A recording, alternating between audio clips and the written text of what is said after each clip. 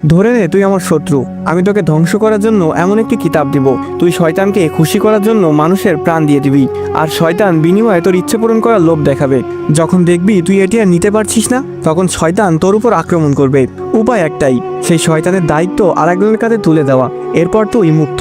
কিন্তু যে আমাকে কিতাবটা দিয়েছে তার সাথে তো আমার কোনো শত্রুতা নেই, সে আমাকে ধ্বংস কেন করতে চাইবে? হামিদ বলল, সে তোকে ধ্বংস করার উদ্দেশ্যে কিতাব দেয়নি, নিজেকে বাঁচানোর জন্য দিয়েছে।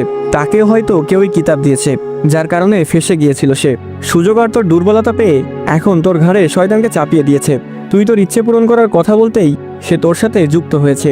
এই কিতাবের মালিক এখন তুই, তার মানে আমাকেও অন্য কারো ঘাড়ে এই কিতাব চাপিয়ে দিতে হবে, তাহলে রেহাই পাবো আমি। হ্যাঁ, কিন্তু আমাকে যে দিয়েছে তার চেহারা তো কুৎসিত হয়নি, তাকে সুস্থ দেখেছিলাম।